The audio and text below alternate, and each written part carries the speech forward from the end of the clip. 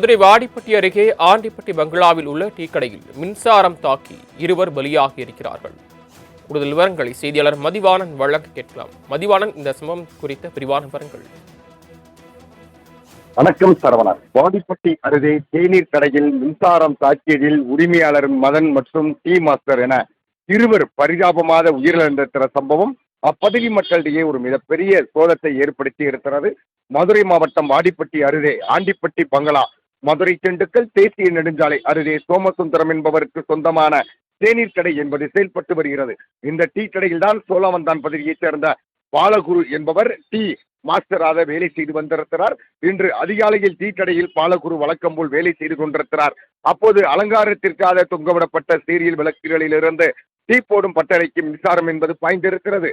இதனால் டீ பட்டறை வேலை செய்து கொண்டிருந்த பாலகுருவின் மீது முதலில் மின்சாரம் என்பது அளவுக்கு அதிகமான வேதத்தில் பாய்ந்திருக்கிறது.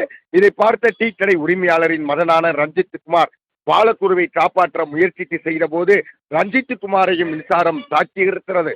இதனால் சம்பவ இடத்திலேயே இருவரும் பரிதாபமாக உயிரிழக்கக்கூடிய என்ற சம்பவம் நடைபெற்றிருக்கிறது. இந்த சம்பவம் குறித்து வாடிப்பட்டி காவல்துறையினருக்கு தகவல் தெரிவிக்கப்பட்டதனுடைய அடிப்படையில் சம்பவ இடத்திற்கு விரைந்து வந்த காவல்துறையினர் இருவரின் உடல்களையும் உடற்கூறாய்வு ஆய்வுக்காக வாடிப்பட்டி அரசு ராஜாஜி மருத்துவமனைக்கு அனுப்பி வைத்திருக்கின்றனர். மேலும் இச்சம்பவம் குறித்து விசாரணை செய்து வருகின்றனர்.